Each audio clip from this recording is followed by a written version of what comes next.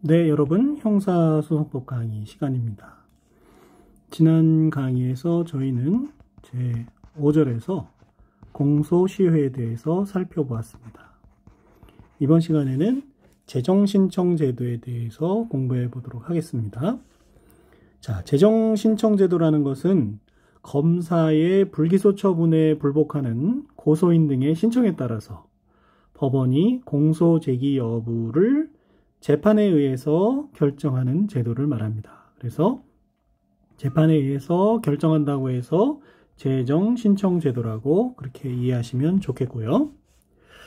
이와 같은 재정신청제도는 검찰권 행사에 있어서 검사의 기소독점주의나 기소재량주의에 대한 규제책으로서 의의를 가지게 되지요.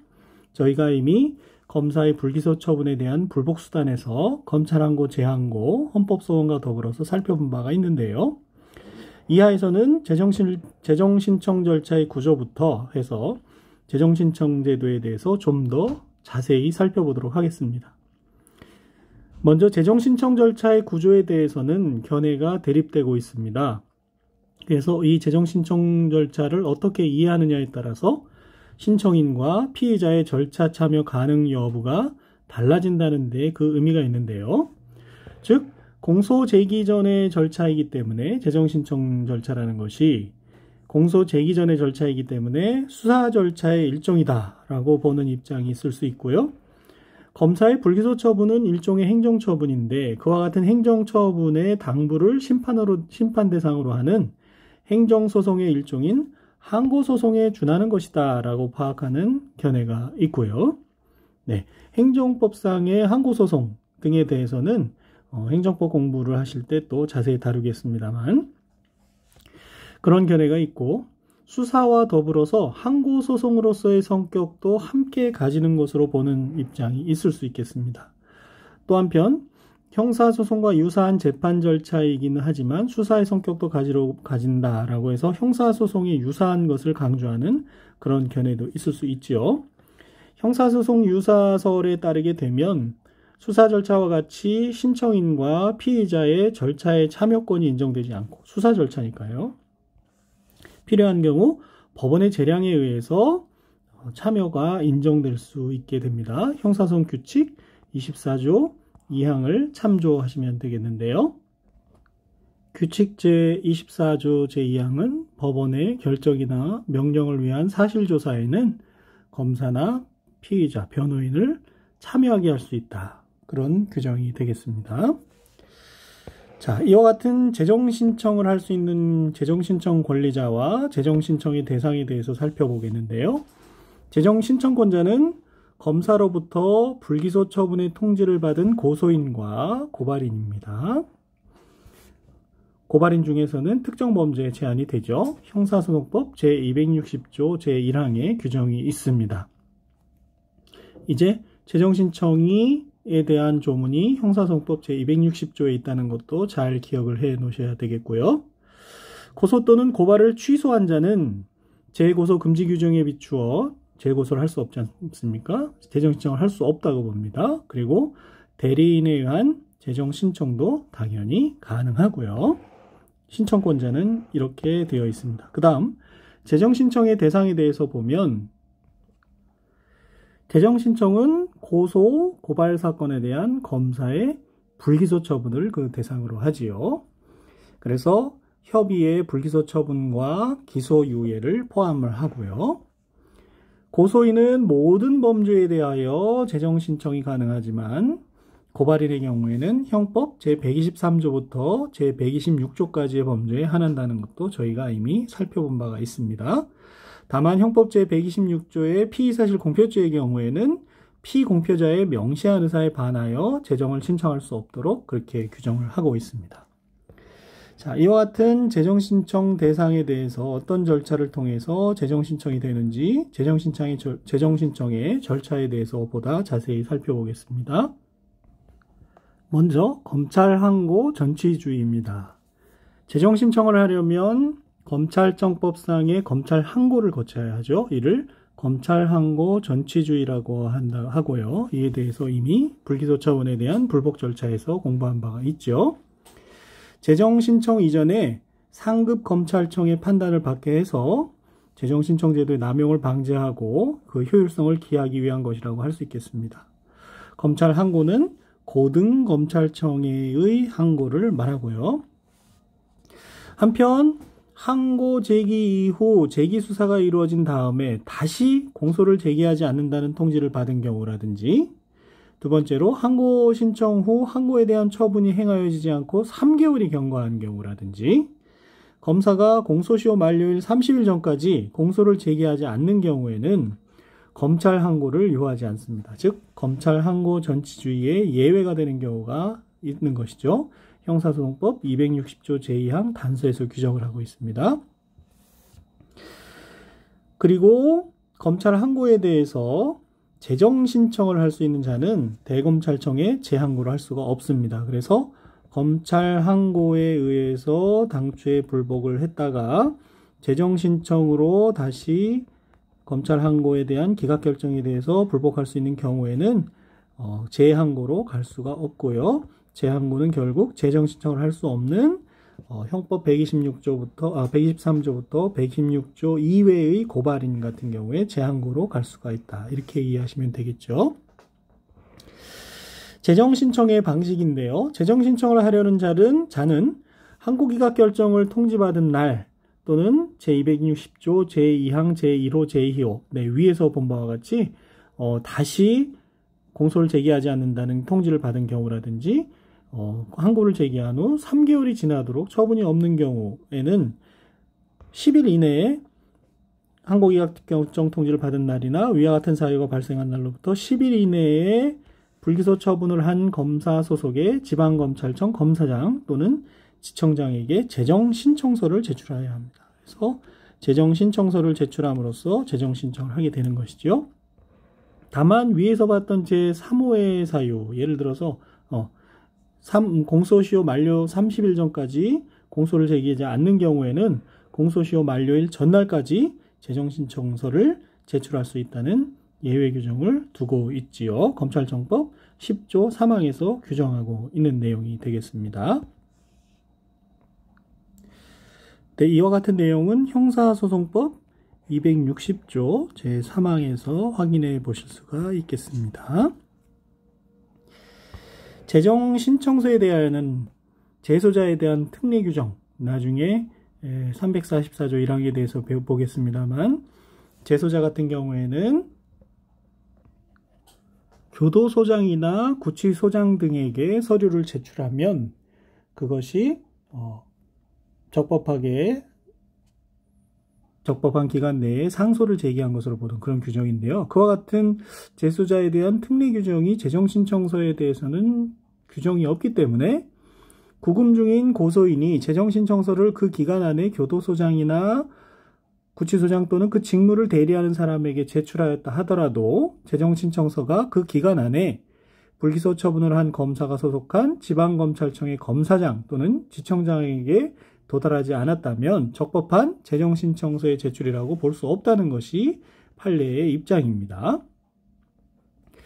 그래서 신청기간이 경과하면 기각사유에 해당하기 때문에 재정신청서에는 해당하게 되고요.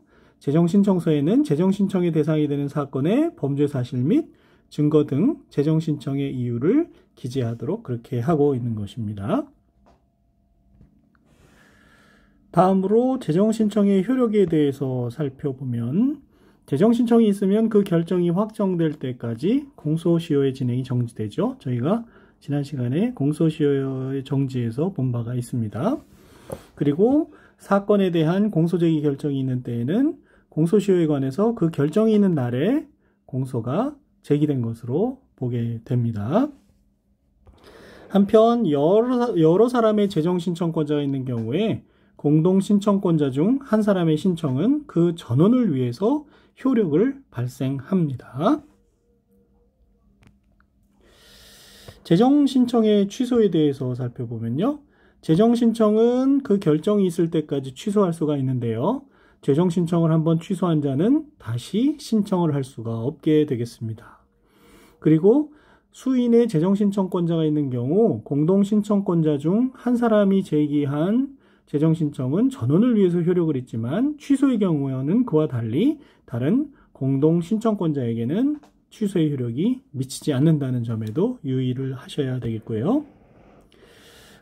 이와 같은 재정신청이 있으면 지방검찰청 검사장 및 지청장이 이제 처리를 하게 되는데, 재정신청서를 제출받은 지방검찰청 검사장 또는 지청장은 제출받은 날로부터 7일 이내에 재정신청서, 의견서, 수사관계 서류 및 증거물을 관할 고등검찰청을 경유해서 관할 고등법원에 송부하여야 합니다. 재정신청의 심리 결정은 고등법원에서 하기 때문이죠. 다만 예외적으로 검찰 항고 전치주의가 적용되지 않는 경우가 있지 않았습니까?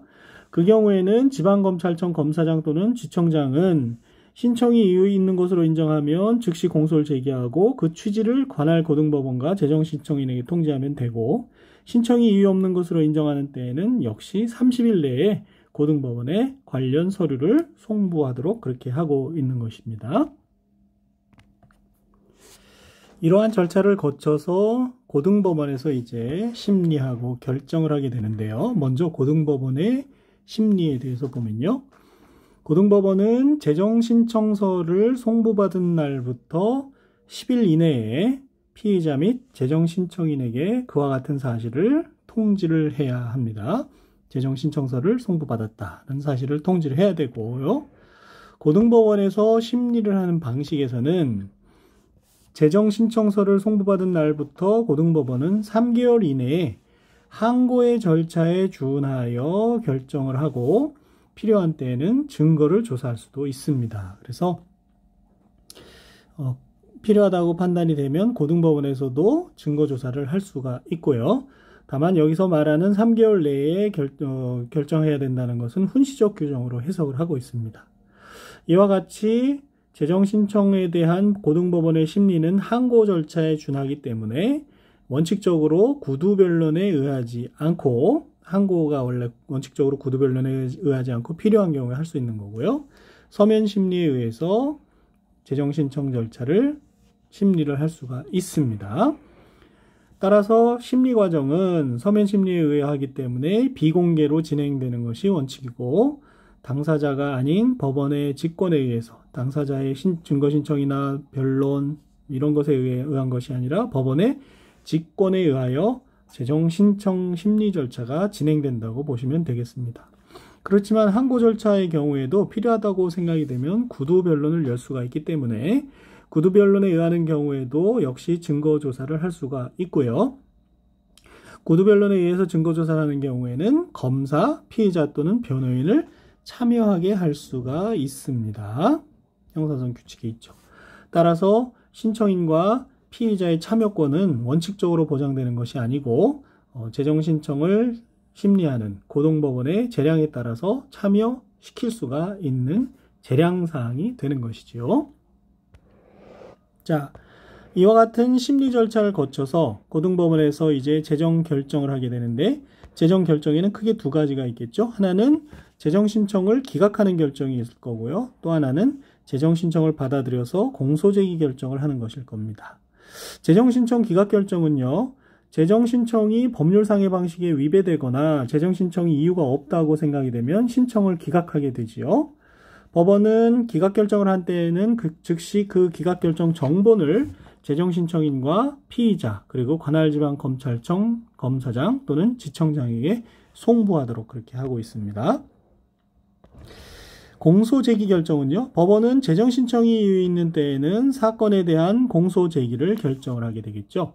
이 경우 관할지방검찰청 검사장 또는 지청장에게 사건 기록을 함께 송부를 해서 재정 결정서를 송부받은 관할지방검찰청 또는 지청장은 지체 없이 담당 검사를 지정을 하고 지정받은 검사는 공소를 제기하여야 합니다. 그래서 다른 말로 기소 강제 절차라고 부르는 경우도 있지요. 왜냐하면 재정 신청이 받아들여져서 공소 제기 결정이 내려지면 검사가 기소를 해야 되는 그런 의무가 생기기 때문에 기소 강제 절차라는 표현도 쓰기도 합니다만 그 이유가 여기에 있죠. 자, 이와 같이 기각 결정을 하거나 공소 제기 결정을 했을 때 불복할 수 있느냐가 논의가 됩니다. 먼저 재정 신청을 기각한 결정에 대해서는 예외적인 경우에 한해서, 즉 재판에 영향을 미친 헌법, 법률, 명령 또는 규칙의 위반이 있음을 이유로 하는 때 한해서 대법원에 즉시 항고할 수가 있습니다. 262조 4항 제한되어 있죠. 그 사유가 재판에 영향을 미친 헌법, 법률, 명령 또는 규칙 위반이 있는 경우에만 제한이 됩니다. 그래서 항고라는 것은 여태까지 저희가 공부를 해왔습니다만 법원의 재판 중에서 판결이 아닌 결정에 대한 불복수단을 항고라고 하고, 이와 같은 항고에는 항고 제기기간이, 다시 말해서 보통 항고는 불복의 이익이 있으면 기한의 제한을 받지 않지만, 즉시 항고는 제기기간이 7일로 제한되어 있습니다. 그래서 그와 같은 항고를 즉시 항고라고 하죠. 즉시 항고에 대해서 자세한 것은 다음 학기에 상소 부분에서 자세히 공부하도록 하겠습니다. 자, 이와 같이 재정신청 기각결정에 대해서는 예외적인 경우에 즉시 항고를 할 수가 있고요. 공소제기 결정을 한 경우에는 불복할 수가 없습니다. 왜냐하면 공소제기 결정에 대해서 불복이 있으면 공소제기 결정에 의해서 열리는 본안재판에서 그것을 다툴 수 있는 길이 열려있기 때문이죠. 그리고 한편 재정신청 기각결정이 확정된 사건에 대해서는 다른 중요한 증거를 발견한 경우가 아니면 다시 소추할 수가 없는 그런 제한을 받게 되겠습니다. 자, 재정신청 절차에서 기록의 열람 복사가 제한되고 비용 부담이 어떻게 되는지에 대해서 살펴보겠습니다. 먼저 재정신청 사건 기록의 열람 복사가 제한되는 것인데요. 재정신청 사건의 심리 중에는 관련 서류 및 증거물을 열람 복사할 수 없도록 하고 있습니다. 다만 법원이 증거조사를 행했다면은 그 증거조사 과정에서 작성된 서류의 전부 또는 일부의 열람 복사를 허가할 수는 있습니다. 이와 같이 열람 복사를 원칙적으로 제한하는 규정을 둔 이유는 재정신청을 통해서 민사소송에서 사용할 증거서류를 확보하는 방법으로 재정신청을 남용할 것을 방지하기 위한 것이다. 이렇게 이해를 하시면 되겠습니다. 자, 재정신청에서 비용 부담이 문제가 될 수가 있는데요. 법원은 재정신청에 대한 기각결정 또는 재정신청에 대한 취소가 있는 때에는 결정으로 재정신청인에게 신청 절차에서 생긴 비용의 전부 또는 일부를 부담하게 할 수 있는 규정을 두고 있습니다. 한편 법원은 직권 또는 피의자의 신청에 따라서 재정신청인에게 피의자가 신청 절차에서 부담하였거나 부담할 변호인 선임료 등 비용의 전부 또는 일부의 지급을 명할 수도 있습니다. 이와 같은 비용 부담 및 지급 결정에 대해서는 즉시 항고를 할 수가 있고요. 자, 이와 같은 규정을 둔 취지는요. 형사소송법은 원래 고소고발 사건에서 무죄 또는 면소의 판결을 받은 경우에 고소고발인에게 고의 또는 중과실이 있는 경우에는 소송 비용의 전부 또는 일부를 부담하게 할 수 있는 규정을 두고 있습니다. 제188조에서요. 그렇지만 그와 같은 일반 규정에도 불구하고 재정신청, 고소고발인이 무죄 또는 면소 사유가 분명함에도 불구하고 막 재정신청을 하는 것을 방지하기 위해서 특히 이 규정을 두고 있다. 이렇게 이해하시면 되겠습니다. 자, 이렇게 해서 저희는 재정신청 제도까지 살펴봤고요. 다음 시간부터는 공판 절차의 본격적인 부분에 대해서 살펴보도록 하겠습니다. 여러분 수고하셨습니다.